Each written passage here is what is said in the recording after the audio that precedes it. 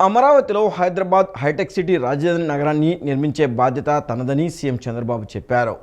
రైతులే బ్రాండ్ అంబాసిడర్లుగా మారి భూ సమీకరణ ప్రక్రియను విజయవంతంగా చేయాలని కోరారు. రాజధాని రెండో విడత భూ సమీకరణలో భూములిచ్చిన రైతులు వార్షిక కౌలు పెంచేందుకు సీఎం చంద్రబాబు అంగీకరించారు. రాజధాని రెండో విడత భూ సమీకరణలో భూములిచ్చిన రైతులు వార్షిక కౌలు పెంచేందుకు సీఎం చంద్రబాబు అంగీకరించారు. వారికి ఇది వరకు ఎకరానికి ఏడాది 30,000 రూపాయలు ప్రకటించగా దాన్ని ఇప్పుడు 40,000కు పెంచారు. 10 ఏళ్ల పాటు కౌలు చెల్లిస్తామని, ఏటా 3,000 చొప్పు పెంచుతామని ప్రకటించారు. ఒక్కో కుటుంబానికి 1,50,000 వరకు వ్యవసాయం రుణమాఫీకి అంగీకరించారు. రెండో విడత భూ సమీకరణ చేస్తున్న తాడికొండ, పెదకూరపాడు నియోజకవర్గాలకు చెందిన పలు గ్రామాల రైతులతో సీఎం చంద్రబాబు నాయుడు ఉండవల్లి క్యాంపు కార్యాలయంలో 2 విడతలుగా సమావేశమయ్యారు. అర్ధరాత్రి 12 గంటల వరకు ఈ సమావేశం జరిగింది. రాజధాని నిర్మాణానికి భూములిచ్చిన రైతులెవరికీ అన్యాయం జరగదని ముఖ్యమంత్రి హామీ ఇచ్చారు. ఈ భూముల్లో బ్రాండ్ అంబాసిడర్లుగా మారి భూ సమీకరణ ప్రక్రియను విజయవంతం చేయాలని సీఎం కోరారు. హైదరాబాద్ హైటెక్ సిటీ రాజధాని నగరాన్ని నిర్మించే బాధ్యత తనదని చెప్పారు. రైతుల బ్రాండ్ అంబాసిడర్లుగా మారి భూ సమీకరణ ప్రక్రియను విజయవంతంగా చేయాలని కోరారు. హైదరాబాద్ హైటెక్ సిటీ నిర్మాణం, ఆ తర్వాత ఈ ప్రాంతాన్ని సైబరాబాద్ గా అభివృద్ధి చేయడంతో అక్కడ జరిగిన అభివృద్ధి, అప్పట్లో లక్షల్లో ఉన్న భూముల విలువ ఇప్పుడు కోట్లలోకి చేరడం వంటి పరిణామాల్ని సీఎం ఉదహరించారు. అమరావతి కూడా అంతకు మించి అభివృద్ధి చెందుతోందని తెలియజేశారు. అమరావతికి భవిష్యత్తులో ఎలాంటి ఇబ్బందులు తలెత్తకూడదనే చట్టబద్ధత కల్పించామన్నారు. రాష్ట్ర ఆర్థిక పరిస్థితి అర్థం చేసుకుని భూ సమీకరణకు సహకరించండి అన్నారు. కేంద్రం పూర్తి సహాయ సహకారాలు అందించడం వల్ల రాజధాని నిర్మాణం వేగంగా జరుగుతోందని సీఎం చంద్రబాబు పేర్కొన్నారు. పునర్విభజన రాజ్యాంగ సవరణ బిల్లులను అడ్డుకున్న ప్రతిపక్ష పార్టీలు దక్షిణ భారతదేశం, ఈశాన్య రాష్ట్రాలు, చిన్న రాష్ట్రాలకు అన్యాయం చేశాయని మంత్రి నారా లోకేష్ ఆరోపించారు. ఇప్పటి వరకు ఆర్టికల్ 81 ప్రకారం రాష్ట్రాల మధ్య స్థానాల పంపిణీ ఫ్రీజ్ ఉండేదని వ్యాఖ్యానించారు. ఈ బిల్లులు లేకపోతే 2026 జనగణన తర్వాత జనాభా ఆధారంగా మాత్రమే స్థానాలు నిర్ణయిస్తారని లోకేష్ అన్నారు. దీంతో మంచి పనితీరు చూపిన రాష్ట్రాలు నష్టపోతాయన్నారు. ఇది ఫెడరల్ సమతుల్యతపై నేరుగా దాడి చేసినట్లే అన్నారు. ఈ నష్టం ప్రతిపక్ష పార్టీల వల్ల జరిగిందని లోకేష్ విమర్శించారు. కూటమి నాయకత్వంలో ఆ బిల్లు ఆమోదం పొందకపోవడం బాధాకరమని రాష్ట్ర గృహ నిర్మాణ, సమాచార, పౌర సంబంధాల శాఖ మంత్రి కొలుసు పార్థసారథి పేర్కొన్నారు.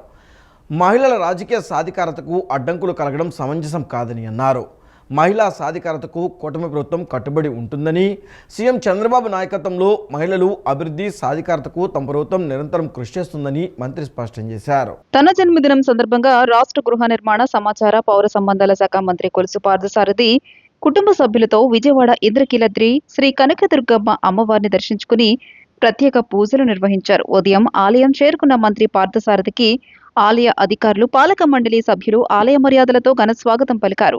అంతరాలయంలో అమ్మవారిని దర్శించుకుని ప్రత్యేక పూజలు నిర్వహించారు. అనంతరం ఆలయ పండితులు మంత్రి సారథి ఆయన కుటుంబ సభ్యులకు ఆశీర్వచనాలు అందించి అమ్మవారి ప్రసాదం చిత్రపటాన్ని అందజేశారు. అనంతరం మంత్రి కొలుసు పార్థసారథి మీడియాతో మాట్లాడుతూ తన పుట్టినరోజు సందర్భంగా శుభాకాంక్షలు తెలిపిన అభిమానులు, కార్యకర్తలు, శ్రేయోభిలాషులందరికీ హృదయపూర్వక కృతజ్ఞతలు తెలియజేశారు. మహిళా సాధికారత దిశగా మహిళా బిల్లు కీలకమని, అది ఆమోదం పొందుతుందని ఆశించామని చెప్పారు.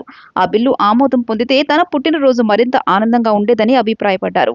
కూటమి నాయకత్వంలో ఆ బిల్లు ఆమోదం పొందకపోవడం బాధాకరమని మంత్రి పేర్కొన్నారు. మహిళల రాజకీయ సాధికారతకు అడ్డంకులు కలగడం సమంజసం కాదని అన్నారు. మహిళా సాధికారతకు కూటమి ప్రభుత్వం కట్టుబడి ఉంటుందని, ముఖ్యమంత్రి నారా చంద్రబాబు నాయుడు నాయకత్వంలో మహిళల అభివృద్ధి, సాధికారతకు తమ ప్రభుత్వం నిరంతరం కృషి చేస్తుందని మంత్రి స్పష్టం చేశారు. మహిళా బిల్లు పార్లమెంటులో ఆమోదం పొందితే మహిళలకు రాజకీయంగా మరింత బలం చేకూరేదని మంత్రి కొలుసు పార్థసారథి పేర్కొన్నారు. ఈరోజు నా జన్మదినాన్ని పురస్కరించుకుని నాకు ఆశీర్వాదాలు తెలిపిన ప్రతి ఒక్కరికి కూడా నేను మనస్ఫూర్తిగా ధన్యవాదాలు తెలియజేస్తా ఉన్నాను. ఈరోజు పుట్టినరోజు ఇంకొంచెం సంతోషంగా ఉంటుందని భావించాను. ఎందుకంటే మహిళా బిల్లు పాస్ అవుతుందని చెప్పేసి మేమంతా కూడా ఆశించాము. ఎందుకంటే ఉమెన్ ఎంపవర్మెంట్, మన భారతదేశంలోని మహిళలందరి ఎంపవర్మెంట్కి ఉపయోగపడే మహిళా బిల్లు పార్లమెంట్లో అప్రూవ్ అయ్యి మహిళలకి రాజకీయ సాధికారత లభిస్తుందని చెప్పేసి మేమందరం కూడా ఆశించాం, ఎంతో ఎదురు చూసాం. దాన్ని ఘనంగా నిర్వహించాలని చెప్పేసి కూడా ఆలోచన చేశాం. కానీ దురదృష్టవశాత్తు మరి ఇండియా కూటమి నాయకత్వంలో మరి ఆ బిల్లుని తిరస్కరించడం, వీగిపోయేట్టు చేయటం చాలా బాధాకరం అని చెప్పేసి నేను భావిస్తా ఉన్నాను. నేను మరి ఏదేమైనా కూడా మహిళా సాధికారత కోసం తెలుగుదేశం పార్టీ, చంద్రబాబు నాయుడు గారి నాయకత్వం ఎప్పుడు కూడా కట్టుబడి ఉంటుందని చెప్పేసి నేను తెలియజేస్తాను. ముస్లిం మైనార్టీ సోదరులు అత్యంత పవిత్రంగా భావిస్తూ జీవితంలో ఒక్కసారైనా వెళ్ళాలని కోరుకునే హజ్ యాత్ర ప్రారంభోత్సవంలో పాల్గొనడం ఎంతో సంతోషంగా ఉందని రాష్ట్ర మంత్రులు ఎండి ఫారూక్, కొల్లు రవీంద్ర, ప్రభుత్వ విప్ గన్నవరం ఎమ్మెల్యే యార్లగడ్డ వెంకట్రావు పేర్కొన్నారు. ప్రభుత్వం చేస్తున్న మంచికి ప్రజల సహకారం కూడా అవసరమని, రాష్ట్ర అభివృద్ధికి అల్లా కృప తోడుగా ఉండాలని ఆకాంక్షించారు. విజయవాడ విమానాశ్రయం నుండి ఈ రోజు హజ్ యాత్రకు బయలుదేరుతున్న ముస్లిం మైనార్టీ సోదరులను కలుసుకుని గన్నవరం ఎస్ఎం కన్వెన్షన్ లో మైనార్టీ సంక్షేమ శాఖ హజ్ కమిటీ ఆధ్వర్యంలో జరిగిన కార్యక్రమంలో మంత్రులు ఎన్ఎండి ఫారూక్, కొల్లు రవీంద్ర, ప్రభుత్వ whip Gannavaram MLA Yarlagadda Venkatrao, Guntur MLA Nazeer, శాసన మండలి మాజీ చైర్మన్ షరీఫ్, నెల్లూరు మాజీ మేయర్ అబ్దుల్ అజీజ్ తో కలిసి పాల్గొని శుభాకాంక్షలు తెలియజేశారు. అనంతరం పచ్చ జెండా ఊపి యాత్రను ప్రారంభించారు. అనంతరం మాట్లాడుతూ ముస్లిం సోదరులు అత్యంత పవిత్రంగా భావిస్తూ జీవితంలో ఒక్కసారైనా మక్కా వెళ్లాలని కోరుకుంటారని చెప్పారు. అలాంటి హజ్ యాత్రను రాష్ట్ర మైనార్టీ కార్పొరేషన్ ద్వారా ₹1,00,000 చొప్పున ఆర్థిక సాయం అందించడంతో పాటుగా అన్ని సదుపాయాలు కల్పించడం ప్రభుత్వానికి మైనార్టీ సోదరుల పట్ల ఉన్న చిత్తశుద్ధికి నిదర్శనమన్నారు. ఈ రోజు రాష్ట్ర వ్యాప్తంగా సుమారు 1,987 మంది వెళ్తుండగా విజయవాడ పరిసర ప్రాంతాల నుండి 353 మంది యాత్రకు వెళ్తుండడం హర్షణీయమని పేర్కొన్నారు. మైనార్టీల పట్ల ప్రభుత్వం ఎప్పుడూ చిత్తశుద్ధితో పనిచేస్తుందని, ఇమాం మౌజంలకు ఆర్థిక సాయం అందించిన ఘనత కూటమి ప్రభుత్వానికి దక్కుతోందన్నారు. త్వరలోని మైనార్టీ కార్పొరేషన్ ద్వారా ఆర్థిక సాయం కూడా అందించబోతున్నట్లు తెలియజేశారు. అమరావతిలో హజ్ భవన్ నిర్మాణం చేస్తామని, ఎన్ని ఇబ్బందులున్నా, ఎన్ని అవాంతరాలు ఎదురైనా అన్ని వర్గాలకు అండగా నిలుస్తున్నామని స్పష్టం చేశారు. ప్రభుత్వం చేస్తున్న మంచికి ప్రజల సహకారం కూడా అవసరమని, రాష్ట్ర అభివృద్ధికి అల్లా కృప తోడుగా ఉండాలని మంత్రి కొల్లు రవీంద్ర ఆకాంక్షించారు. కొండపల్లి కోట అభివృద్ధి, పర్యాటకం, వారసత్వ సంపదను కాపాడేలా కార్యక్రమాలు చేపట్టామని ఎన్టీఆర్ జిల్లా కలెక్టర్ లక్ష్మీషా తెలిపారు. ప్రపంచ ప్రఖ్యాతిగాంచిన కొండపల్లి బొమ్మల కళను కాపాడేందుకు ఈ హస్త కళాకారులకు అంతర్జాతీయ మార్కెట్ కల్పించేలా ప్రణాళికలు సిద్ధం చేశామని పేర్కొన్నారు. కొండపల్లి బొమ్మలు, కొండపల్లి కోటను అభివృద్ధి చేసే దిశగా ప్రభుత్వం అడుగులు వేస్తోంది. ప్రపంచ వారసత్వ దినోత్సవం సందర్భంగా జిల్లాలో నేటి నుంచి 3 రోజుల పాటు విభిన్నమైన వారసత్వ కార్యక్రమాలు జరగనున్నాయి. ఈ రోజు ఉదయం హెరిటేజ్ ట్రెక్కింగ్ ద్వారా వినూత్నంగా మేళాను ఎన్టీఆర్ కలెక్టర్ లక్ష్మీషా, ఎమ్మెల్యే వసంత కృష్ణ ప్రసాద్ ప్రారంభించారు. కొండపల్లి గ్రామం నుంచి కిల్లాపైకి ట్రెక్కింగ్ చేశారు కలెక్టర్, ఎమ్మెల్యే. అనంతరం కలెక్టర్ మాట్లాడుతూ కొండపల్లి కోట అభివృద్ధి, పర్యాటకం, వారసత్వ సంపదను కాపాడేలా కార్యక్రమాలు చేపట్టామని తెలియజేశారు. ప్రపంచ ప్రఖ్యాతిగాంచిన కొండపల్లి బొమ్మల కళను కాపాడేందుకు ఈ హస్త కళాకారులకు అంతర్జాతీయ మార్కెట్ కల్పించేలా ప్రణాళికలు సిద్ధం చేశామన్నారు. ప్రపంచ వారసత్వ దినోత్సవం సందర్భంగా ఈ కార్యక్రమాలు చేపట్టామని తెలియజేశారు. భవిష్యత్ తరాలకు మన సంస్కృతిని, సంపదను అందించడమే దీని ప్రధాన ఉద్దేశమని చెప్పుకొచ్చారు. గతంలో ప్రారంభించిన లేదర్ షో వంటి ప్రాజెక్టులను పునఃప్రారంభించి కోటను మరింత ఆకర్షణీయంగా తీర్చిదిద్దుతామని కలెక్టర్ లక్ష్మీషా వెల్లడించారు. అనంతరం మైలవరం ఎమ్మెల్యే వసంత కృష్ణ ప్రసాద్ ఘాట్ రోడ్ వచ్చిన తర్వాత మూతపడిన పాత నడకదారిని అటవీ శాఖ సహకారంతో పునరుద్ధరిస్తున్నామని ఎమ్మెల్యే వసంత కృష్ణ ప్రసాద్ తెలియజేశారు. దీనివల్ల పర్యాటకులు ట్రెక్కింగ్ చేసే అవకాశం కలుగుతుందన్నారు. రాజధాని ప్రాంతానికి సమీపంలో ఉండడంతో కొండపల్లి కోటను ఒక ప్రముఖ పర్యాటక కేంద్రంగా తీర్చిదిద్దాలని ప్రభుత్వం భావిస్తోందని చెప్పారు. శని, ఆదివారాల్లో పర్యాటకుల రద్దీకి అనుగుణంగా భద్రతా సౌకర్యాలను కల్పిస్తున్నారని అన్నారు. రోప్వే ఏర్పాటు గురించి కూడా ప్రభుత్వం ఆలోచిస్తుందని ఎమ్మెల్యే వసంత కృష్ణ ప్రసాద్ పేర్కొన్నారు. ప్రపంచ వారసత్వ దినోత్సవం సందర్భంగా ఈరోజు మన ప్రాంతంలో ప్రసిద్ధిగాంచినటువంటి ప్రాచీన చరిత్ర కలిగినటువంటి ఈ కొండపల్లి కిల్లాకి 3 రోజులు బొమ్మల పండగ, అనాదిగా ఆనాటి రాజులు వారసత్వంగా మిగిలి ఉన్నటువంటి ఆ కళా సంపదని పరిరక్షించడం, పర్యాటక శాఖ అందరూ కలిసి సంయుక్తంగా 3 రోజులు 18, 19, 20 తారీఖులు కొండపల్లి ఉత్సవాలు నిర్వహించడం జరుగుతూ ఉంది. తప్పకుండా రాబోయే రోజుల్లో, ఎందుకంటే కొన్ని ప్రాథమిక సౌకర్యాలు లేవు, ఇది యువ కలెక్టర్ గారు అయినటువంటి లక్ష్మీషా గారి ఆధ్వర్యంలో మొదలైంది. తప్పకుండా ఇది రాబోయే రోజుల్లో మరిన్ని విజయవంతంగా మరింత ప్రాచుర్యంలోకి తీసుకొస్తాం. రాష్ట్రాన్ని పరిశుభ్రంగా మార్చేందుకు కూటమి ప్రభుత్వం చిత్తశుద్ధితో పనిచేస్తుందని రాష్ట్ర గనులు, భూగర్భ వనరులు, ఎక్సైజ్ శాఖ మంత్రి కొల్లు రవీంద్ర పేర్కొన్నారు. క్రమం తప్పకుండా ప్రతి నెల 3వ శనివారం స్వర్ణాంధ్ర స్వచ్ఛాంధ్ర కార్యక్రమాన్ని విజయవంతంగా నిర్వహిస్తున్నామని స్పష్టం చేశారు. కృష్ణా జిల్లా మచిలీపట్నం జిల్లా పరిషత్ సెంటర్లో స్వర్ణాంధ్ర స్వచ్ఛాంధ్ర కార్యక్రమంలో భాగంగా జలధార జలహారతి కార్యక్రమంలో జిల్లా collector DK Balaji RTC chairman Konakalla నారాయణరావుతో కలిసి పాల్గొన్నారు. జిల్లా పరిషత్ సెంటర్లోని మంచినీటి చెరువు పరిసర ప్రాంతాల్లో పేరుకుపోయిన చెత్తను తొలగించారు. ప్రజారోగ్యం పర్యావరణ పరిరక్షణకు కూటమి ప్రభుత్వం అధిక ప్రాధాన్యమిస్తోందని తెలిపారు. అనంతరం మంత్రి మాట్లాడుతూ స్వచ్ఛాంధ్ర స్వర్ణాంధ్ర కార్యక్రమం రాష్ట్ర వ్యాప్తంగా ప్రతి 3వ శనివారం నిర్వహించాలని ముఖ్యమంత్రి పిలుపునిచ్చారు. మన పరిసరాలను పరిశుభ్రంగా ఉంచుకోవాలి, వ్యాధులు విస్తరించకుండా చూడడమే ప్రధాన లక్ష్యంగా కార్యక్రమం నిర్వహిస్తున్నట్లు తెలిపారు. ప్లాస్టిక్ వ్యర్థాల నిర్వహణను అత్యంత ప్రతిష్టాత్మకంగా తీసుకున్నామని, మచిలీపట్నంలో బందరు డంపింగ్ యార్డ్లో సుమారు 1,00,000 టన్నులు పేరుకుపోయిందన్నారు. అక్టోబర్ 2న గాంధీ జయంతి రోజున సీఎం చంద్రబాబు పర్యటన సమయంలో చెత్త కొండను చూశాక రాష్ట్ర వ్యాప్తంగా ఇలానే ఉందని గుర్తించారు. వీలైనంత త్వరగా రాష్ట్రంలోని చెత్త మొత్తాన్ని తొలగించాలని ఆదేశించారు. మచిలీపట్నంలోని డంపింగ్ యార్డ్ మొత్తాన్ని శుభ్రం చేసి ఆ ప్రాంతంలో పార్కుగా అభివృద్ధి చేయాలని నిర్ణయించినట్లు పేర్కొన్నారు. 1864లో ఏర్పడిన 2వ మున్సిపాలిటీగా బందరుకి పేరుందని, అలాంటి బందర్ని అభివృద్ధి పథంలో నడిపించేలా సన్నాహాలు చేస్తున్నామని తెలియజేశారు. ప్రస్తుతం మచిలీపట్నం మున్సిపల్ కార్పొరేషన్ అభివృద్ధిలో 42వ స్థానంలో ఉందన్నారు. టాప్ 10లోకి తీసుకొచ్చేందుకు అధికారులు కృషి చేయాలని మంత్రి రవీంద్ర ఆదేశించారు. ప్రజలంతా చెయ్యి కలిపి స్వచ్ఛ బందర్ని సాకారం చేసే యుద్ధంలో భాగస్వాములు కావాలని మంత్రి కొల్లు రవీంద్ర పిలుపునిచ్చారు. కార్యక్రమంలో మెటామర్రి బాబా ప్రసాద్, గోపు సత్యనారాయణ తదితరులు పాల్గొన్నారు. స్వచ్ఛాంధ్ర స్వర్ణాంధ్ర కార్యక్రమం గౌరవ ముఖ్యమంత్రి చంద్రబాబు నాయుడు గారు రాష్ట్ర వ్యాప్తంగా ప్రతి 3వ శనివారం ఈ కార్యక్రమాన్ని చేయాలని చెప్పి పిలిపించారు. దీని యొక్క ముఖ్య ఉద్దేశం మన పరిసరాలని పరిశుభ్రంగా ఉంచుకోవాలా. ఇవాళ మన మచిలీపట్నంలో మనందరూ తెలుసు, అక్టోబర్ 2 గాంధీ జయంతి రోజు గౌరవ ముఖ్యమంత్రి చంద్రబాబు నాయుడు గారు ఎలక్షన్ అయిన వెంటనే రావడం జరిగింది. వచ్చినప్పుడు మన మచిలీపట్నంలో ఉన్నటువంటి డంప్ యార్డ్ దాదాపు 1,00,000 టన్నులు ఉంది, పెద్ద కొండ ఉన్నంత ఉంది. ఆ కొండని చూసిన తర్వాత ఆయన ఈ రకంగానే రాష్ట్రం అంతా ఉందని చెప్పి భావించి రాష్ట్రంలో అంతా కూడా ఇవాళ క్లీనింగ్ చేయడం స్టార్ట్ జరిగింది. ఇవాళ మన మచిలీపట్నంలో కూడా మొత్తం అంతా కూడా క్లీన్ అవబోతా ఉంది. మళ్ళీ నెక్స్ట్ వర్షాలు పడే నాటికి జూన్ జూలైలో మరి కమిషనర్ గారు ఇక్కడే ఉన్నారు, దాన్ని ఒక పార్క్ కింద తీర్చిదిద్దుతామని చెప్పడం జరిగింది. ఇప్పుడు కాసేపు ప్రకటనలు. మాజీ మంత్రి దేవినేని రాజశేఖర్ నెహ్రూ విజయవాడ నగరాభివృద్ధికి అందించిన సేవలు అపూర్వమని పలువురు వక్తలు కొనియాడారు. దేవినేని నెహ్రూ శాసనసభ్యునిగా, మంత్రిగా, రాజకీయవేత్తగా విజయవాడ అభ్యున్నతికి పాటుపడ్డారన్నారు. ప్రజలకు ఏ కష్టం వచ్చినా అండగా ఉన్నారని కొనియాడారు. దేవినేని నెహ్రూ 9వ వర్ధంతి కార్యక్రమాన్ని పోతిని రాము యూత్ ఆధ్వర్యంలో కొత్తపేట పీడీఆర్ కన్వెన్షన్ హాల్లో నిన్న నిర్వహించారు. ఈ సందర్భంగా పేద మహిళలకు చీరలు, విద్యార్థులకు పుస్తకాలు, ఉపకార వేతనాలు, పండ్లు పంపిణీ కార్యక్రమాన్ని అతిథుల చేతుల మీదుగా నిర్వహించారు. ముఖ్య అతిథిగా హాజరైన మాజీ మేయర్ రాయన భాగ్యలక్ష్మి మాట్లాడుతూ దేవినేని నెహ్రూ శాసనసభ్యునిగా, మంత్రిగా, రాజకీయవేత్తగా విజయవాడ అభ్యున్నతికి పాటుపడ్డారన్నారు. ప్రజలకు ఏ కష్టం వచ్చినా అండగా ఉన్నారని కొనియాడారు. మాజీ డిప్యూటీ మేయర్ వెంకట సత్యనారాయణ మాట్లాడుతూ దేవినేని నెహ్రూ ఆధ్వర్యంలో అనేక మంది రాజకీయవేత్తలుగా ఎదిగారని వివరించారు. ఆయన అందించిన సేవలను కొనియాడారు. వైఎస్ఆర్సీపీ గుంటూరు పార్లమెంట్ నియోజకవర్గ పరిశీలకులు పోతిన వెంకట మహేష్ మాట్లాడుతూ దేవినేని నెహ్రూ శాసనసభ్యునిగా, మంత్రిగా అందించిన సేవలు వివరించారు. కార్యక్రమాన్ని పోతిన రాము నిర్వహించారు. ఈ కార్యక్రమంలో వైఎస్ఆర్సీపీ నాయకులు ఐతా కృష్ణకిషోర్, మజ్జి శ్రీనివాసరావు, రాంపిళ్ల వాసు, మరుపిళ్ల తాతారావు తదితరులు పాల్గొన్నారు.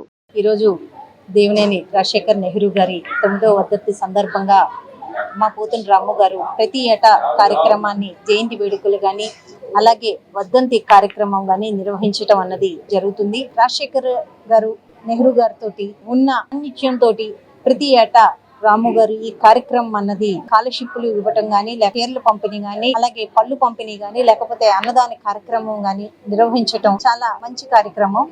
నెహ్రూ గారు ఆయన ఉమ్మడి కృష్ణా జిల్లాలో ఒక లెజెండ్ గా ఎలా వెలిగారు అన్నది మనందరికీ తెలుసు. అలాంటి ఒక మహనీయుల్ని తలుచుకోవటం గాని, వాళ్ళ బాటలో నడవటం గాని చాలా ఇప్పుడు ఉన్న జనరేషన్ కి చాలా అవసరం అని మేము తెలియజేసుకుంటున్నాము. అలాగే దేవినేని అవినాష్ గారు కూడా ఆయన ఏదైతే నెహ్రూ గారి లెగసీని కంటిన్యూ చేస్తూ నెహ్రూ గారికి ఏమాత్రం తగ్గకుండా ఆయన కూడా ఈ రోజు ఉమ్మడి కృష్ణా జిల్లా గాని, ఎన్టీఆర్ జిల్లా అధ్యక్షులుగా గాని పూర్తి స్థాయిలో పార్టీని బలోపేతం చేసుకుంటూ ప్రజలతో మమేకం అవడం అనేది జరుగుతుంది.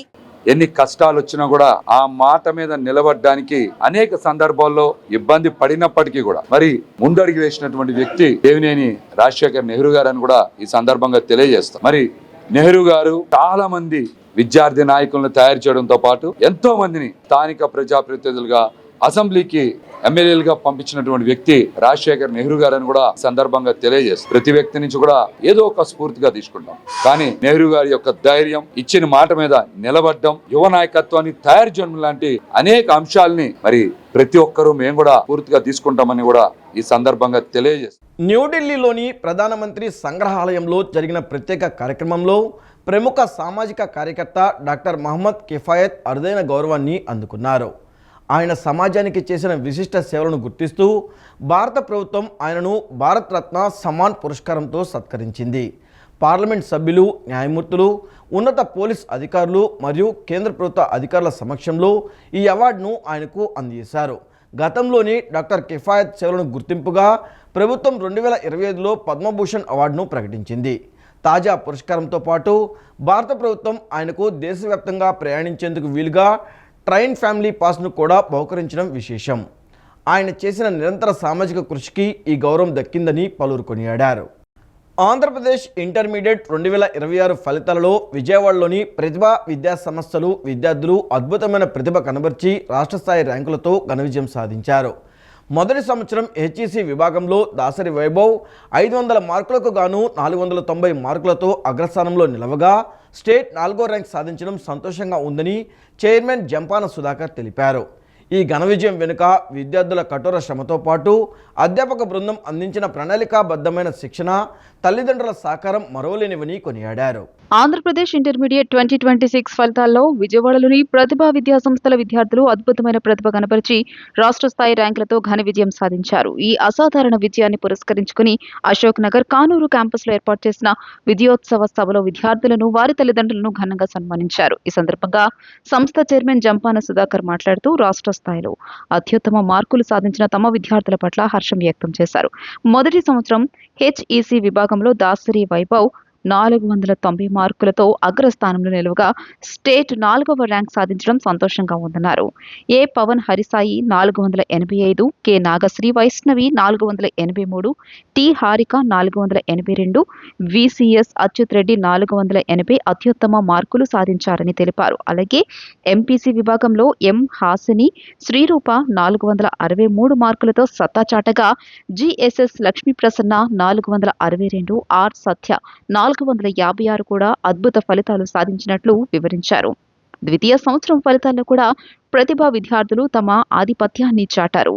హెచ్ఈసి విభాగంలో ఏ సుహాసిని 1000కి 978 మార్కులతో రాష్ట్ర స్థాయి 2వ ర్యాంకు సాధించి సంస్థ కీర్తిని దశ దిశలా వ్యాపింపచేసింది. అదేవిధంగా కె భవాని 972 మార్కులతో విశేష ప్రతిభ కనపరిచినట్లు యాజమాన్యం పేర్కొంది. ఈ ఘన విజయం వెనుక విద్యార్థుల కఠోర శ్రమతో పాటు అధ్యాపక బృందం అందించిన ప్రణాళికాబద్ధమైన శిక్షణ, తల్లిదండ్రుల సహకారం మరువలేనివని చైర్మన్ కొనియాడారు. భవిష్యత్తులో ఈ విద్యార్థులు మరిన్ని రాష్ట్ర స్థాయి ర్యాంకులు సాధించడమే కాకుండా యూపీఎస్సీ సివిల్స్ పరీక్షల్లో కూడా విజేతలుగా నిలిచి సంస్థకు, రాష్ట్రానికి పేరు తీసుకురావాలని ఆయన ఆకాంక్షించారు. ఈ కార్యక్రమంలో సంస్థ ఏఓ శ్రీ నీలా సురేష్, ఇన్ఛార్జ్లు సుజాత, దామోదర్, జంపాన మధుబాబు, ప్రసాదరావు, ఇతర అధ్యాపక బృందం, విద్యార్థులు, తల్లిదండ్రులు పాల్గొని విద్యార్థులకు అభినందనలు తెలియజేశారు. బోర్డు ప్రకటించడం ద్వారా మా సంస్థ విద్యార్థి సుహాసినికి స్టేట్ 2nd ర్యాంక్ రావటం అనేది ఆనందంగా ఉంది. అట్లానే ఈ యొక్క విజయానికి దోహదకారిగా ఉన్నటువంటి అధ్యాపకులకు, అలానే ఆ విద్యార్థి యొక్క తల్లిదండ్రులకు, ఆ విద్యార్థికి నా యొక్క శుభాకాంక్షలు, అభినందనలు తెలియజేస్తూ ఉన్నాను. అట్లానే ఇంటర్మీడియట్ ఫస్ట్ ఇయర్ హెచ్ఈసి విభాగంలో వైభవ్కి అవుట్ ఆఫ్ 500కి 490 మార్క్స్ రావడం జరిగింది. ఈ వైభవ్ టాప్ 5 ర్యాంకులో ఒకటిగా ఉన్నందుకు వైభవ్ని, ఆ వైభవ్కి కోఆపరేట్ చేసినటువంటి అధ్యాపకులకి, తల్లిదండ్రులకి నా యొక్క అభినందనలు, వైభవ్కి నా యొక్క శుభాకాంక్షలు, ఆశీస్సులు తెలియజేస్తూ ఉన్నాను. వైష్ణవికి 483 మార్కులు రావడం జరిగింది 500 మార్కులకి. తను కూడా మంచి మార్కులు తీసుకుని వచ్చింది. తను కూడా సబ్జెక్ట్ మీద ఇంట్రెస్ట్ కానీ, అంటే ఏదో ఒక 10 మార్క్స్ అయితే నేను పోయినాయి అని ఫీల్ అవుతూ ఉన్నాను తనకి.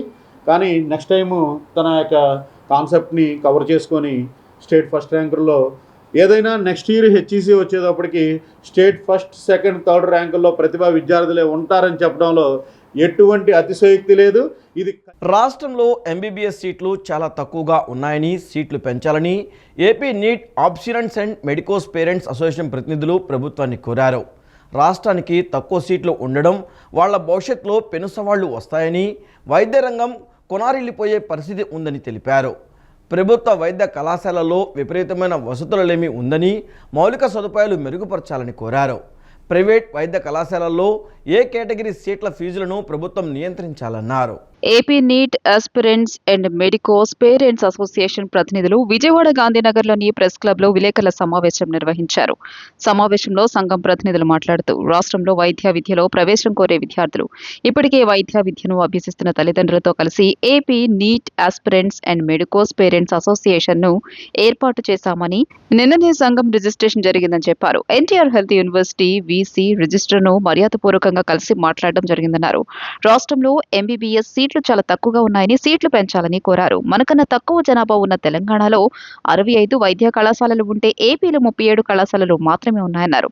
కేరళలో కూడా 35 కళాశాలలు ఉన్నాయని చెప్పారు. రాష్ట్రానికి తక్కువ సీట్లు ఉండడం వల్ల భవిష్యత్తులో పెను సవాళ్లు వస్తాయని, వైద్య రంగం కూనరిల్లిపోయే పరిస్థితి ఉందని తెలియజేశారు. ప్రభుత్వ వైద్య కళాశాలలో విపరీతమైన వసతులు లేమి ఉందని, మౌలిక సదుపాయాలు వసతులు మెరుగుపరచాలని కోరారు. ప్రైవేట్ వైద్య కళాశాలలో ఏ కేటగిరీ సీట్లు ఫీజులు అధికంగా ఉన్నాయని, మధ్యతరగతి ప్రజల నడ్డి విరుస్తోందని, ఫీజు నియంత్రణపై ప్రభుత్వం దృష్టి పెట్టాలన్నారు. వైద్య విద్యను పూర్తి చేసిన తర్వాత తమ పిల్లలు ఇప్పటికంటే మెరుగ్గా పేద ప్రజలకు వైద్య సేవలు అందిస్తారని తాము విశ్వసిస్తున్నామని తెలియజేశారు. ఫ్రెండ్స్, ఈ అసోసియేషన్ ఏర్పడడం వెనుక చాలా గొప్ప గొప్ప ఉద్దేశాలు ఉన్నాయి.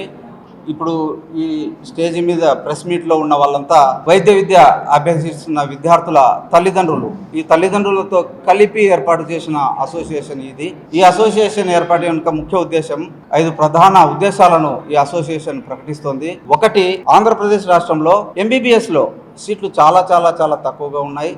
ఈ సీట్లు పెంచాలనేది మా ప్రధాన డిమాండ్. ఎందుకు పెంచాలంటే, ఆంధ్రప్రదేశ్ రాష్ట్ర జనాభా 5.5 కోట్లు అయితే మనకంటే కాస్త 1-2 కోట్లు ఎక్కువ జనాభా ఉన్న కర్ణాటక, తమిళనాడులో మనకంటే మోర్ దాన్ డబల్ ఎంబీబీఎస్ సీట్లు ఉన్నాయి, మోర్ దాన్ డబల్ ఎంబీబీఎస్ కాలేజీలు ఉన్నాయి. సరే, జనాభా ఎక్కువ ఉంది కాబట్టి అక్కడ ఎంబీబీఎస్ సీట్లు ఎక్కువ ఉన్నాయి, ఓకే. కానీ మనకంటే తక్కువ జనాభా ఉన్న, దాదాపు 1.5 జనాభా మనకంటే తక్కువ ఉన్న తెలంగాణలో 41 ఎంబీబీఎస్ కళాశాలలు ఉన్నాయి. నాసిక్ టీసీఎస్ కంపెనీలో పనిచేస్తున్న హిందూ ఉద్యోగినులను వేధిస్తూ ఆకృత్యాలకు పాల్పడుతున్న జిహాదీ హంతకులపై కఠినమైన శిక్షలు విధించాలని విశ్వ హిందూ పరిషత్ విజయవాడ మహానగర్ కార్యదర్శి పొట్టి శ్రీహరి ప్రభుత్వాన్ని డిమాండ్ చేశారు. హిందువులు ఉదాసీనత భావంతో చూస్తుంటే ఎడారి మతస్థుల వికృత చేష్టలు పెరిగిపోయాయని తెలిపారు.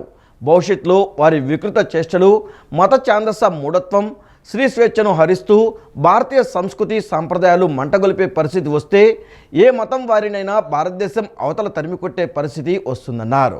నాసిక్ టీసీఎస్ కంపెనీలో పనిచేస్తున్న హిందూ ఉద్యోగినులను వేధిస్తూ అకృత్యాలకు పాల్పడుతున్న జిహాదీ హంతకులపై కఠినమైన శిక్షలు విధించాలని డిమాండ్ చేస్తూ విశ్వ హిందూ పరిషత్ విజయవాడ మహానగర్ బజరంగ్ దళ ఆధ్వర్యంలో విజయవాడ లెనిన్ సెంటర్లో నిన్న నిరసన కార్యక్రమం నిర్వహించారు. ఈ సందర్భంగా విశ్వ హిందూ పరిషత్ విజయవాడ మహానగర్ కార్యదర్శి పొట్టి శ్రీహరి మాట్లాడుతూ, నాసిక్లోని టీసీఎస్ కంపెనీలో లవ్ జిహాద్ కు ప్రేరేపిస్తూ అనేక ఉగ్రవాద మూకలు హిందూ మహిళలపై అత్యాచారాలు, వికృత చేష్టలు చేస్తున్నారని అన్నారు. ప్రపంచవ్యాప్తంగా ఎడారి మతాలు వారి వికృత చేష్టలను అనేక రకాలుగా అపవాదులు చేసుకుంటూ, యుద్ధాలు చేసుకుంటూ ప్రపంచ శాంతికి భంగం కలిగిస్తున్నాయని చెప్పారు. భారతదేశం హిందూ దేశమని, హిందూ దేశంలో సెక్యులర్ అనే పదం ద్వారా అనేక మతాలు తిష్టవేసి తమ ఆధిపత్యాన్ని చెలాయించుకోవడం కోసం తమ వికృత చేష్టలను భారతదేశంలోని హిందువులపై చేస్తున్నారని అన్నారు. హిందువులు ఉదాసీనతా భావంతో చూస్తుంటే వారి వికృత చేష్టలు పెరిగిపోయాయని తెలిపారు. భవిష్యత్తులో వారి వికృత చేష్టలు మత ఛాందస మూఢత్వం, స్త్రీ స్వేచ్ఛను హరిస్తూ భారతీయ సంస్కృతి సాంప్రదాయాలు మంటగొలిపే పరిస్థితి వస్తే ఏ మతం వారినైనా భారతదేశం అవతల తరిమికొట్టే పరిస్థితి వస్తుందన్నారు. హిందూ ధర్మానికి అనుకూలంగా ఉంటూ అందరినీ సమభావంతో చూస్తూ పక్కవారిని గౌరవించే స్థితిలో బతికితే బతకాలని, లేకపోతే మీ దేశాలకు పోవాలని కోరారు. విజయవాడ మహానగర్ దుర్గావాహిని ప్రముఖ మాట్లాడుతూ, టీసీఎస్ కంపెనీలో జరుగుతున్న ఘటనలు తమను దిగ్భ్రాంతికి గురి చేశాయని చెప్పారు. హిందువులపైన ఎందుకు ఈ అకృత్యాలకు పాల్పడుతున్నారని అన్నారు. హిందువులు వేరే మతస్థులను ఇబ్బంది పెట్టడం ఎక్కడా జరగడం లేదన్నారు. విశ్వ హిందూ పరిషత్ బజరంగ్ దళ్ ఆధ్వర్యంలో విజయవాడ మహానగర్ ఏదైతే నాసిక్లోని టీసీఎస్ కంపెనీలో లవ్ జిహాద్కి ప్రేరేపిస్తూ అనేక ఉగ్రవాద మూకలు హిందూ మహిళలపై అత్యాచారాలు వికృత చేష్టలు చేస్తున్నారో వాటికి నిరసనగా మేము ఈ రోజు లెనిన్ సెంటర్లో నిరసన కార్యక్రమాన్ని పెద్ద ఎత్తున తెలియజేయడం జరుగుతుంది. హిందువులంతా వీరిని ఉదాసీన భావంతో చూస్తున్న పరిస్థితిలో వీరి యొక్క వికృత చేష్టలు విపరీతంగా పెరిగిపోతున్నాయి. హిందూ సమాజం ఏకీకృతం అవుతుంది. భవిష్యత్తులో ఇటువంటి వికృత చేష్టలను గాని వీరి మత ఛాందస మూఢత్వాన్ని గాని ఏదైతే స్త్రీని వారు బానిసగా చూస్తున్నారో, స్త్రీ స్వేచ్ఛను హరిస్తూ స్త్రీని ఒక విలాస వస్తువుగా చూస్తూ భారతీయ సంస్కృతి సాంప్రదాయాలను మంట కల్పించే పరిస్థితి చేస్తున్నారు. భవిష్యత్తులో మీరెవ్వరూ కూడా సరైన దారిలో హిందూ ధర్మానికి అనుకూలంగా ఉంటూ అందరినీ సమభావంతో చూస్తూ పక్కవారిని గౌరవించే స్థితిలో బతికితే బతకండి, లేతే మీ దేశాలకు పొమ్మని కూడా మేము హిందూ సమాజం నుంచి హెచ్చరిక జారీ చేస్తున్నాం. చేస్తుందండి. ఏదైతే టీసీఎస్లో జరిగిన ఉందో అది మా మహిళల్ని ఎంతో దిగ్భ్రాంతికి గురి చేస్తుంది. ఎందుకంటే ఈరోజు నేను ఒక ఎంప్లాయీని వెళ్ళి ఆఫీస్లో వర్క్ చేయాలంటే చాలా ఇబ్బందిగా ఫీల్ అవుతుంది. మేము మంచిగా ఉన్నా కానీ మా వెనక వాళ్ళ ఏం జరుగుతుందో, టీమ్ లీడర్స్ ఏం చేస్తున్నారో, వాళ్ళు ఎలాంటి వాళ్ళు అనేది మాకు ఐడియా ఉండదు కదా. మేము బాగానే వర్క్ చేస్తాం, మేము వెళ్తున్నాం ఆఫీస్కి వెళ్ళాలి అంటే ఈ రోజు మేము వెళ్తున్నాం, రేపొద్దున మా పిల్లల్ని పంపించాలి. ఎలా పంపించాలో అర్థం కావట్లేదు. అంటే ఓన్లీ హిందువులపైనే ఎందుకు? మేము హిందువులు ఎక్కడన్నా వేరే మతస్థుల మీద ఎప్పుడన్నా మీ మతాల మీద అన్ని ప్రచారం చేయడం గానీ, మీ మతస్థుల్ని ఇబ్బంది పెట్టడం గానీ ఎక్కడన్నా జరిగిందా? ఓన్లీ హిందువులపైన ఎందుకు ఇలా? మేము మీతో పాటే ఉంటున్నాం కదా. మా దేశానికి వచ్చి మీరు ఎలా ఉంటున్నారో మేము మా దేశంలో కూడా స్వతంత్రంగా ఉండలేకపోతున్నాం కదా. రాష్ట్రం నలుమూలల నుంచి హజ్ యాత్రికులు తరలివస్తున్న నేపథ్యంలో కృష్ణా జిల్లా గన్నవరం అంతర్జాతీయ విమానాశ్రయం సమీపంలో జాతీయ రహదారిని కేసరపల్లి ఈవో ప్రసాద్ దగ్గరుండి శుభ్రం చేయిస్తున్నారు. ఉదయం నుంచి పంచాయతీ సిబ్బంది ప్రొక్లైన్ యంత్రం ద్వారా పిచ్చి మొక్కలు తొలగించి డివైడర్ల వద్ద పేరుకుపోయిన చెత్తను క్లీన్ చేస్తున్నారు.